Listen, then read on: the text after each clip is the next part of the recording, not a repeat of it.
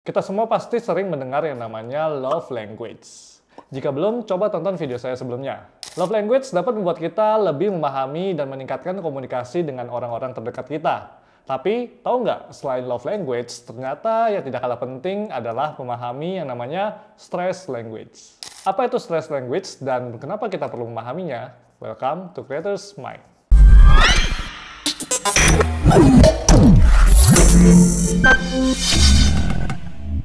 Seringkali stres yang tidak ditangani akan merusak hubungan kita. Saat menghadapi masalah dan menjadi stres, kita cenderung memperburuk keadaan dan ini akan menjadi siklus yang buruk secara terus-menerus. Oleh karena itu, kita perlu mengenali yang namanya stress language kita. Sebelumnya, stress language adalah cara kita untuk menggambarkan pikiran dan perasaan ketika merasa stres atau sedang menghadapi suatu masalah. Dengan memahami stress language ini sebenarnya akan memudahkan kita dalam mengatasi masalah stres dan mengkomunikasikannya kepada pasangan, keluarga, atau teman secara aman dan nyaman. Ada 4 jenis bahasa stres dan coba kita sama-sama lihat manakah yang menjadi stress language kita. Yang pertama, fight. Buat kamu yang suka merespon stres dengan cara meledak-ledak seperti membentak, berteriak, gelisah, cemas, atau bahkan sampai agresif dan melakukan kekerasan pada fisik. Fight ini bisa jadi adalah stress language kamu. Kamu salah, saya yang benar. Ini adalah kalimat yang sering dilontarkan oleh tipe fight. Tipe orang dengan stress language fight akan cenderung untuk memilih menyelesaikan masalahnya dengan cepat daripada dengan berdiam diri. Jika bertemu orang dengan bahasa stres ini, kita harus tenang dan jangan melawan atau berdebat. Biarkan mereka meluapkan emosinya terlebih dahulu untuk memecahkan masalah. Dan jika kamulah orang dengan bahasa stress fight ini, kamu perlu memiliki kesadaran untuk mulai menyeimbangkan emosi dengan baik. Kamu bisa melakukan meditasi, mindfulness, latihan pernafasan, atau mungkin terapi.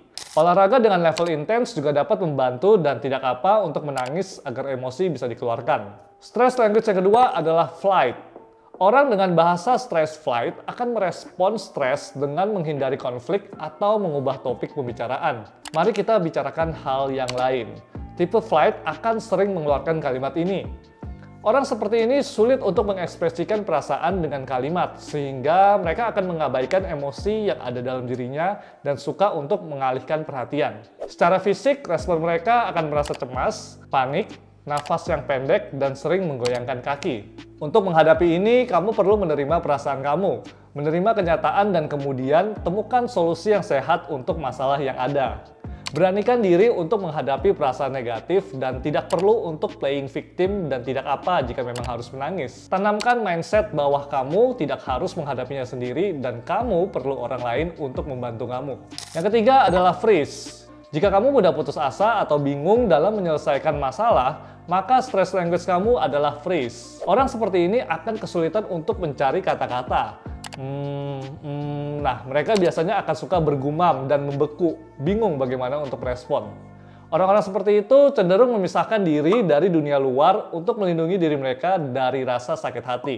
Saat perasaan dan pikiran kamu terdiam, maka kamu akan menjadi kesulitan, dan biasanya kamu akan memilih untuk menjauhkan diri atau bersembunyi. Kamu akan menyendiri dan tidak bisa memberikan nasihat atau membuat keputusan. Jika kamu berhadapan dengan tipe stress language ini, pelan-pelan ajak mereka untuk bercerita sambil tetap memberikan batasan ketika memulai percakapan.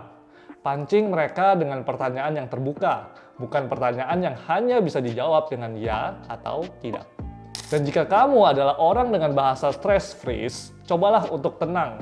Menangis untuk meluapkan emosi juga tidak apa. Tutup mata dan tarik nafas yang dalam, lambat, dan panjang sehingga kamu dapat berpikir lebih jernih. Melakukan journaling juga baik karena dapat membantu kamu untuk mengutarakan apa yang ada di dalam pikiran dan perasaan sehingga kamu dapat mengenali pikiran dan perasaan kamu dan bisa belajar untuk mengkomunikasikannya dengan lebih baik. Yang terakhir adalah fawn. Orang dengan stress language fawn ini biasanya menghadapi stres dengan membuat orang sekitarnya merasa senang demi menghindari konflik. Mereka suka mengatakan ya dan terlalu banyak meminta maaf. Itu juga membuat mereka takut untuk mengatakan apa yang mereka pikirkan. Dan secara nggak sadar, tipe font ini telah berusaha memenuhi ekspektasi orang, takut mengutarakan opini, lebih memilih mengalah, menjadi orang penurut, sering meminta maaf berlebihan, atau takut ditinggal sendirian. Jika kamu orangnya, bahasa stres ini akan membuat kamu menghindari keadaan dengan menyenangkan orang lain dan pada akhirnya akan berdampak buruk pada kesehatan mental kamu sendiri. Cara yang terbaik untuk kamu dengan bahasa stres font ini, kamu harus coba menjadi dirimu yang sebenarnya. Cari akar permasalahan yang membuat kamu takut ditinggal dan berani untuk menolak jika merasa terbebani. Lakukan afirmasi positif untuk memperbaiki konsep diri dan jika perlu, pilih terapi. Dengan mengenal adanya 4 jenis stress language ini, maka tentu saja kita perlu belajar untuk mengelola stres kita agar tidak memperburuk diri sendiri ataupun memperburuk hubungan kita dengan orang lain. Selain itu, kita juga seharusnya menjadi lebih peka dan mengerti dengan respon tiap orang yang berbeda saat sedang menghadapi stres atau masalah. Jangan menghakimi, tapi pelan-pelan guide mereka untuk bisa mengelola bahasa stres mereka. Jagalah keseimbangan antara tanggung jawab dan kesejahteraan pribadi. Upayakan untuk menjalani gaya hidup sehat dan pertahankan kualitas hidup yang lebih baik. Dengan begitu, kita pun dapat menjadi pribadi yang lebih positif, kreatif, dan produktif. Selamat mengelola bahasa stres kamu.